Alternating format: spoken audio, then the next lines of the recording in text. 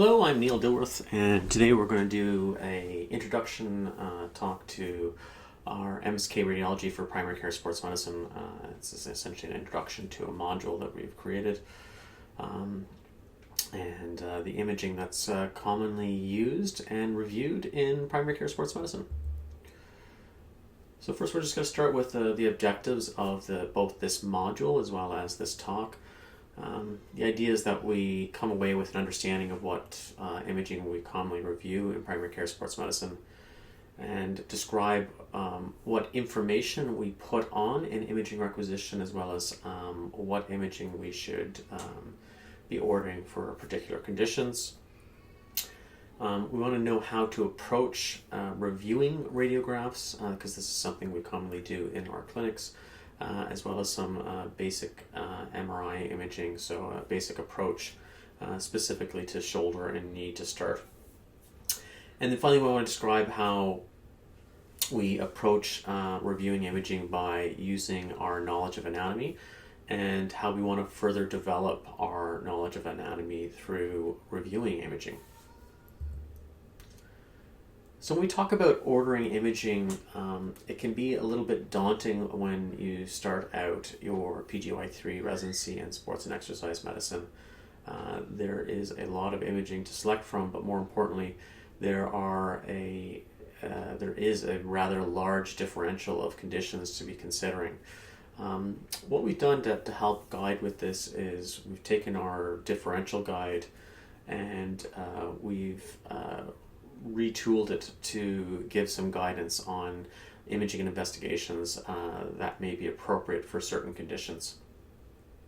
And that's available on the website, and we will be through the guides section on the website, but will also be emailed to you as well. So we decided that the patient that we were seeing needs some further diagnostic clarification with some imaging. You've decided that you want to order, for example, an X-ray. What do we put down on the requisition?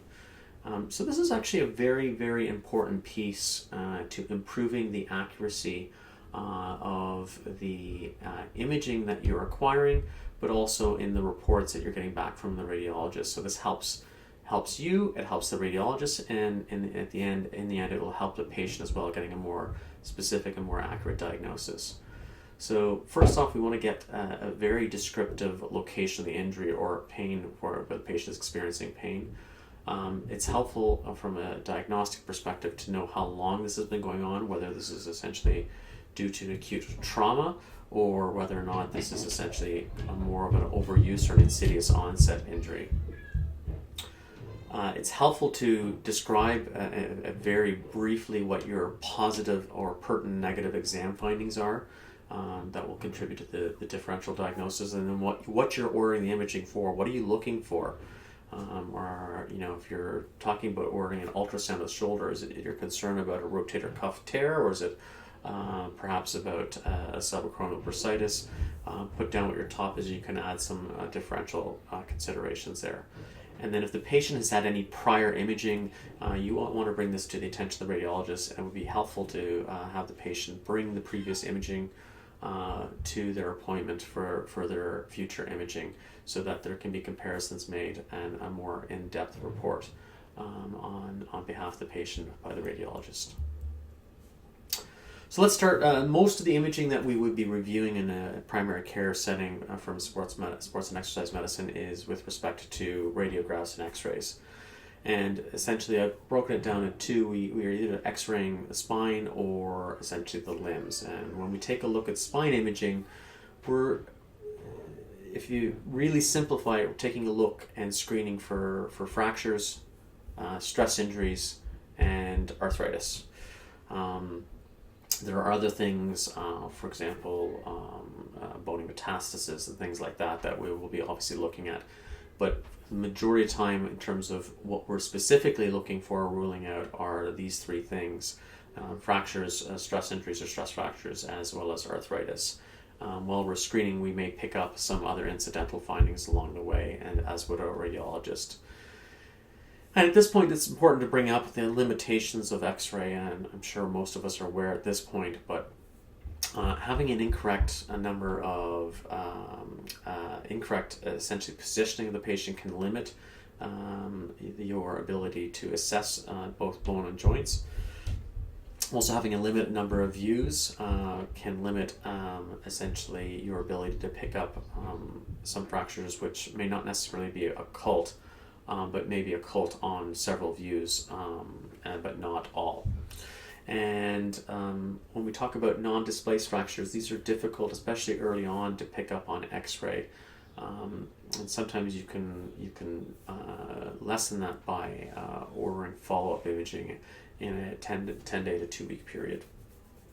And then obviously you can see some soft tissue swelling, but it's very poor for any kind of definitive soft tissue diagnosis.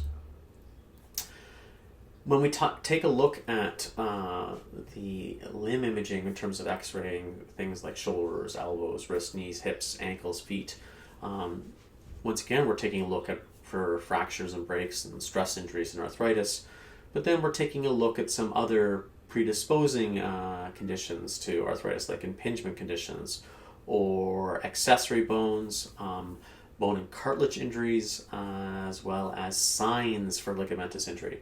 This may involve either an avulsion fracture or perhaps a unique pattern of osteoarthritis or osteosclerosis.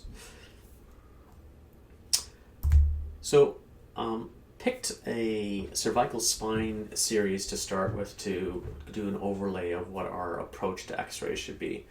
So the first thing you want to do is make sure it's obviously the right patient and check the date of the imaging. This is something that if you get in the habit too early, you won't fall into the mistake of reading the patient's X-rays from 5 years ago or reading the X-rays that don't belong to that patient. Once that's done, then we want to get right into the X-ray, and we want to make sure that there's an adequate series. So right here, you want to take a look and describe what views you have. So on the left, we have an odontoid view, followed by a left oblique, a lateral C-spine, and then a right oblique. At this point, you may or may not notice, but essentially what we're missing here is an AP view of the cervical spine. So this is going to limit our ability of doing a comprehensive assessment using this series. However, after that, the next thing we want to take a look at is the alignment of essentially the bones, making sure that they line up. If we're talking about an individual joint, or if we're talking about essentially a series that may involve several joints, obviously any kind of spine imaging would be like that. The principle is the same. You want to make sure that the bones on either side of the joint line up. And the nice thing with something like spine is that you can actually draw lines over the anterior and posterior portions of the vertebral bodies and the posterior spinous process. And making that helps you to essentially outline the alignment to make sure that there's no disruption there.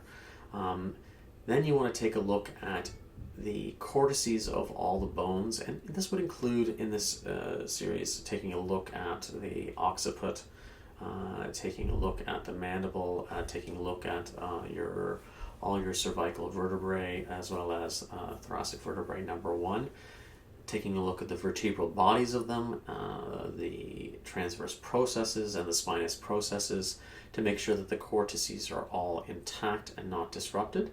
And once we've done that, then we will go and take a look at the essentially the bone quality. So taking a look within the cortical exterior, and with the C-spine, obviously with cervical vertebrae, we have a number of bones to compare to in terms of to understand what the bone quality should look like.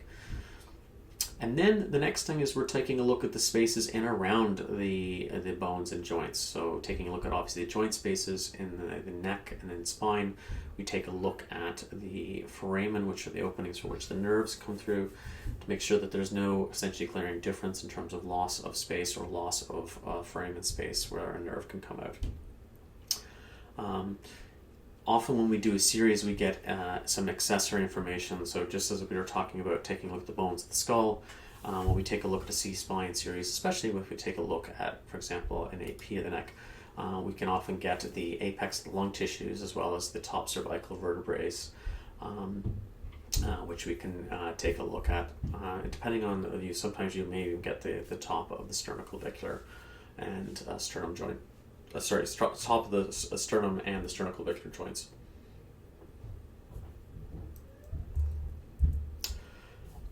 Next, we're going to talk about ultrasound. So, ultrasound, we have a curriculum this year which we're going to be releasing, and hopefully you'll get quite a significant amount of exposure to using ultrasound within clinic. It's beyond the depth of this module, but just basically, essentially, ultrasound uses a probe. Most of our ultrasounds are using essentially ultrasound probe with a crystal in it. Just transmits sound through a gel medium in through the skin and through the soft tissues, and then the sound waves bounce back and give us essentially a varied image.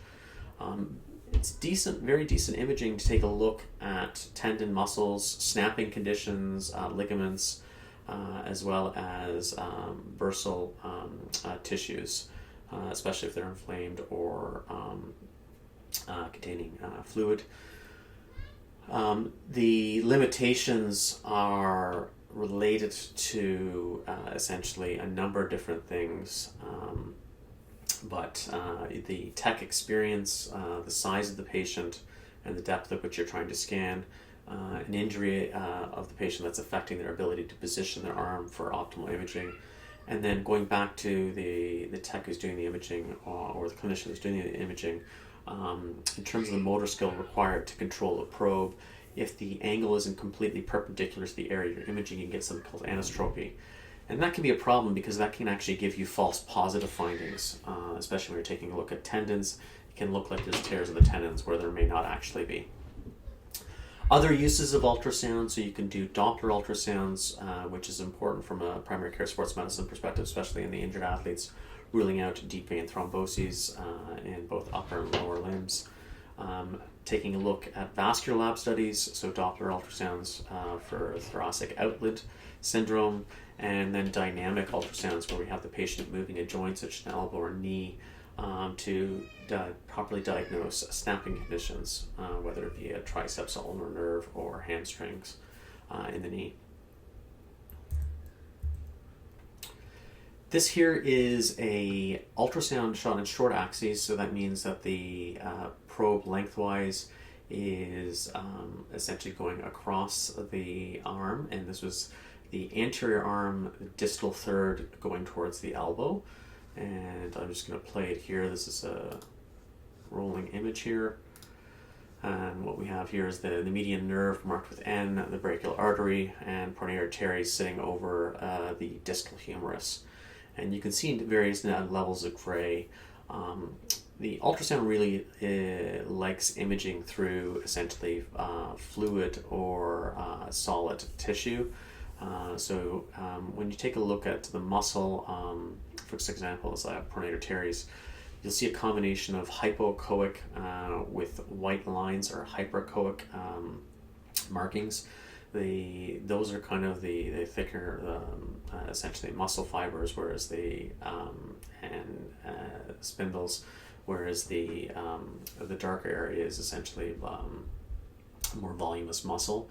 When we take a look at the end where the median nerve is, you'll see essentially a hyperechoic or white circumferential line with a number of hyperechoic dots. That's what a nerve looks like in a transverse fashion. So those are essentially the nerve fibers that are going down the arm. And then when we take a look at the artery through this, once again, you can see that essentially it's almost completely hypoechoic black. That's because it's essentially filled with blood and there's nothing in it. So you can kind of differentiate the different tissues based on their slightly different appearance. It's not just gray and white once you start taking a look at more and more of these. So next, the thing we're going to be taking a look at, not as common as X-ray, but the next common would be reviewing MRI imaging in clinic.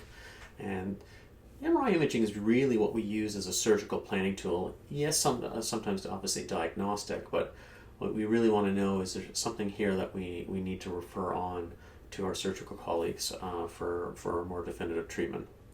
And you can break it down as to urgent or non-urgent. Most of the MRI imaging that we're going to be ordering is non-urgent. We're going to be taking a look at soft tissue structures, cartilage, ligaments, tendons. It's also good for looking at bone, not as good as CT, but still fairly good, and bursal tissues. It's very important to note that there are limitations to MRI, and based on the sequencing that is ordered, it'll affect the rendering of the images and may not be appropriate for diagnosing certain conditions. And this is, once again, the importance of putting that information down on a requisition so that the radiologist can order the most appropriate sequencing to diagnose the area of pain and the what the considerations are based on your history and examination. Bone, there's some limitations in its ability to diagnose bony conditions. Labral tears, there are some limitations, although the higher strength magnets like 3 Tesla kind of cut down on that. But if it's a smaller labral tear without any kind of cyst formation, sometimes they may not show up, or same thing with smaller meniscal tears, it may not show up on an MRI.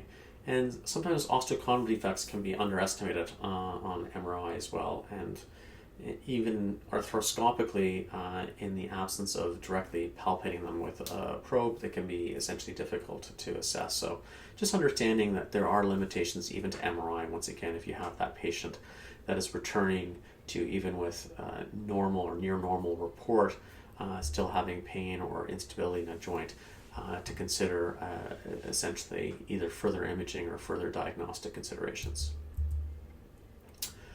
When we're talking about MRI approach, these are MRI images of a normal knee from.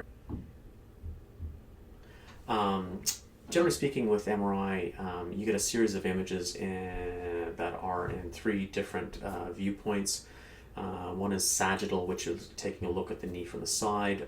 The other one would be coronal, which is taking a look at the joint from front to back, and then axial imaging, very similar to CT. And the axial imaging is cross section through the area that you want imaged. Very similar approach as to X-ray, but now we're talking about a 3D image. So, generally speaking, what we want to do is we want to pick a view. So let's say we're starting with sagittal, and we want to get generally to the middle of the imaging. That's the closest to what you're going to see in your anatomical textbooks in terms of the 2-dimensional diagrams that you're typically reviewing anatomy from. And that allows you to familiarize yourself with where you are in the joint. So for example, on the left, we take a look at a sagittal MRI image of the knee, and we can see the femur overlying the tibia quite clearly with the patella to the left. And we can see some of the soft tissues such as the quadriceps tendon, the patellar tendon, the fat pad. Whereas if you're slightly off to the side, whether it's either lateral or medial, it can be a little bit more difficult to figure out where you are.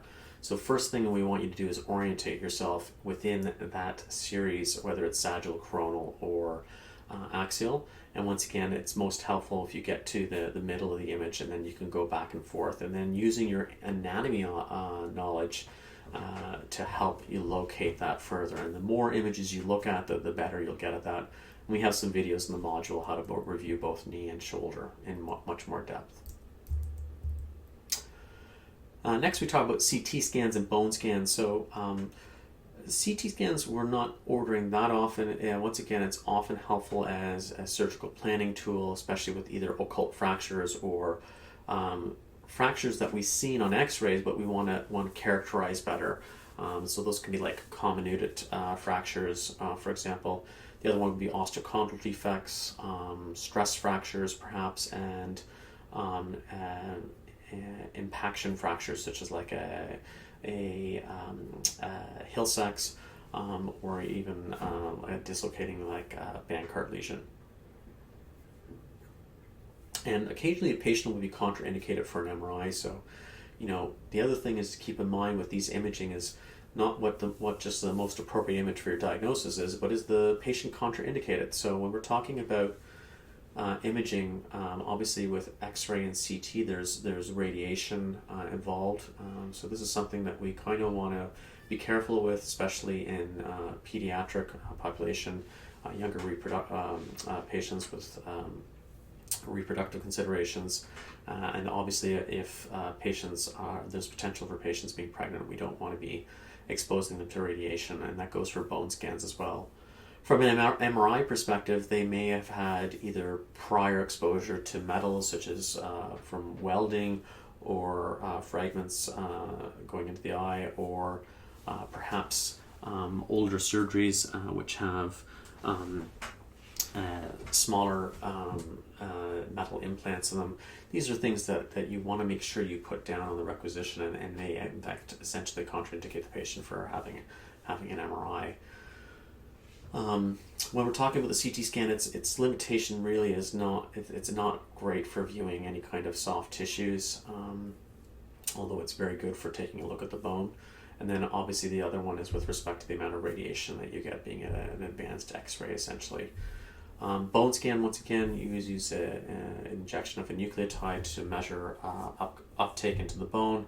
It's also associated with some radiation. We do use it in select cases for either patients with multiple stress fractures, patients that may have more diffuse bony pain, or poorly localized bone pain.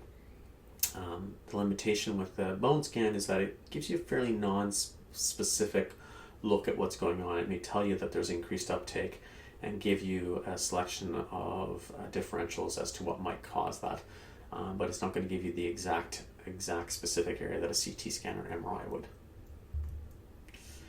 Urgent imaging. So we talked about how most of our imaging is going to be non-urgent, but when are we pushing for communicating with the radiologist to ask for more urgent imaging? So that's unstable fractures or interarticular fractures that go into the joint.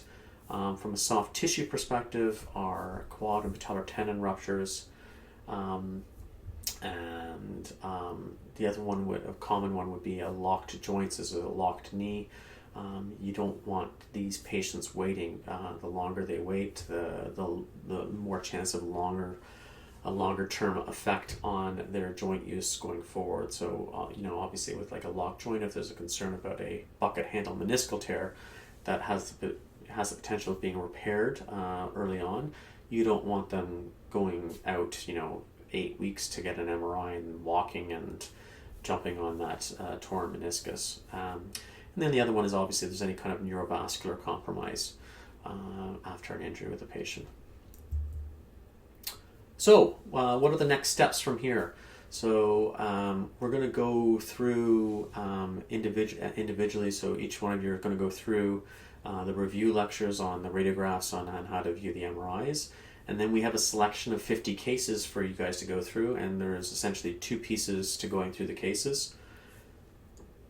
First one is when you take a look at the imaging involved in the case, we want you to write the information that you would want the radiologist to know about on the requisition for the image in the case. We'll show an example in a second. So if you see an X-ray, you would, after reviewing the case, you would write down on the X-ray the pertinent details that should be on the requisition that would have ordered that imaging. And then the second thing is to write a radiology report. We're not trying to make you into radiologists here. The idea is using that exercise will help you understand some of the limits both of your anatomy knowledge, but also the limitations of the imaging itself from a diagnostic perspective. And then once we're done that over a 4-week period, we're going to essentially share those results for a discussion of the 50 cases over a Zoom call. So this is an example, for example, of a case that you might see. This is a 50-year-old gentleman with a 3-year history of atraumatic left hip pain, and you see these X-rays. So then what your next step would be, if you were to write the X-ray requisition details, what would you put on that? So this is, once again, a 50-year-old patient with a 3-year history of atraumatic intermittent left anterior hip pain, and the exam showed a reduced range of motion in all directions. There were no prior investigations, and then you want to put your top suspect. So your main consideration there is osteoarthritis, and you can also put a differential of AVN. Now the radiologist has a good idea in terms of that's what you're looking at. He knows to focus in on that left hip, and then producing a report. So when you're doing the report, we want to know what the imaging indication was. In this situation, it was an individual with a left hip pain for 3 years.